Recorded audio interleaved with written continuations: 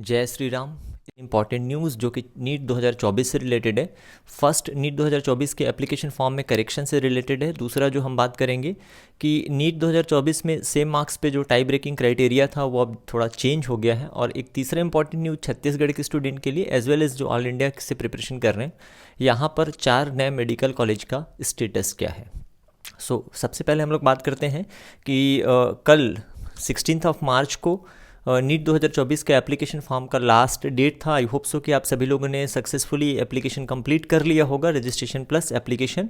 और किसी भी प्रकार का अगर एप्लीकेशन भरने में आपसे मिस्टेक हो गया है तो अगर आप उसको सुधारना चाहते हैं तो आपके पास वन एंड ओनली एक ही चांस है, और वो 18 मार्च से 20 मार्च तक होगा। 18 से 20 मार्च तक, 20 मार्च रात को 11:50 तक होगा ये। तो इसके बाद आपको दोबारा मौका नहीं मिलेगा किसी भी प्रकार के करेक्शन के लिए।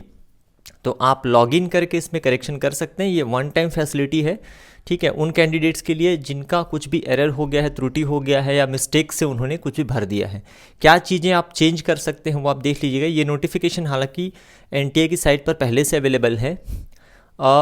मोबाइल नंबर, ईमेल के अलावा रजिस्ट्रेशन के समय जो आपने मोबाइल नंबर और ईमेल आईडी यूज़ किया था वो आप चेंज नहीं कर सकते। इसके अलावा all fields and uploaded document से आप चेंज कर सकते हैं या सुधार सकते हैं। अगर कोई मिस्टेक हुआ है, नेम में मिस्टेक हुआ है, स्पेलिंग मिस्टेक है, फादर या मदर के नेम में मिस्टेक है, बहुत सारे पार्टिकुलेट्स थे वहाँ पे, किसी में भी अगर आपको लगता है कि गलती हुई है तो आप उसको करेक्ट कर सकते हैं। एंड देन आधार का आप री ऑथेंटिकेशन करा सकते हैं।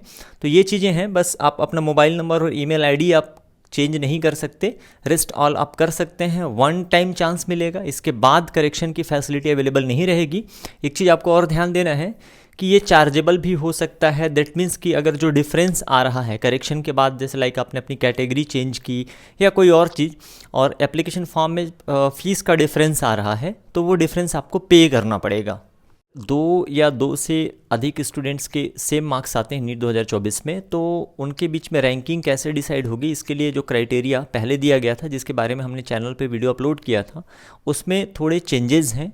अब स्टार्टिंग के पॉइंट तो सेम रहेंगे। 2 या 2 से ज़्यादा बच्चों के नंबर अगर सेम आते हैं तो उस केस में ये देखा जाएगा कि बायोलॉजी में, बॉटनी प्लस जूलॉजी में किसके मार्क्स ज़्यादा हैं उसको ऊपर की रैंक मिलेगी, अच्छी रैंक मिलेगी, एंड सो ऑन। अगर बायोलॉजी में भी मार्क्स सेम हैं तो फिर उसका केमिस्ट्री सब्जेक्ट देखा जाएगा। अगर केमिस्ट्री में भी उनके मार्क्स सेम हैं तो फिजिक्स देखा जाएगा। परसेंटाइल मार्क्स या परसेंटाइल जो भी है ये देखा जाएगा।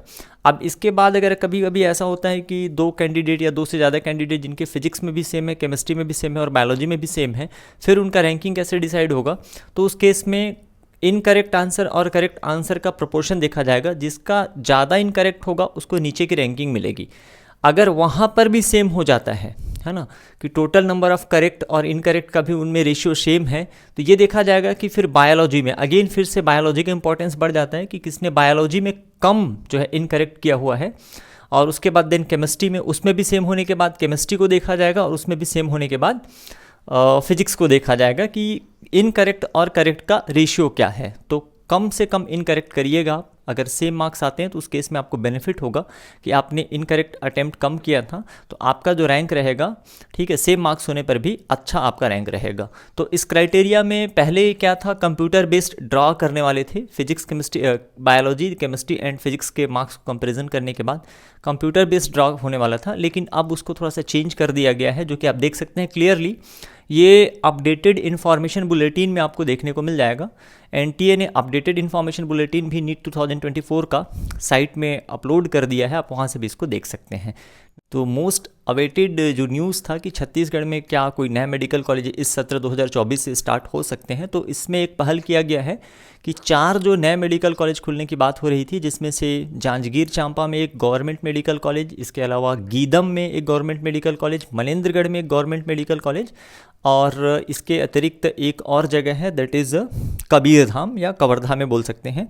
तो 4 गवर्नमेंट मेडिकल कॉलेज खुलने की बात यहाँ पे चल रही है, और जिनमें कम से कम 100 या 125 सीटें होंगी।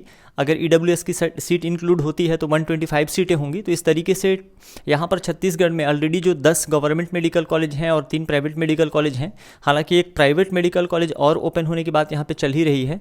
तो इस साल 2024 सेशन से अगर काउंसलिंग से पहले इनको परमिशन मिल जाता है, तो संभावना है कि इन नए गवर्नमेंट मेडिकल कॉलेजेस में भी एडमिशन इसी साल से प्रारंभ हो जाए। जैसा भी कोई अपडेट होता है आपको इस चैनल के माध्यम से हम अपडेट करेंगे। जय श्री राम।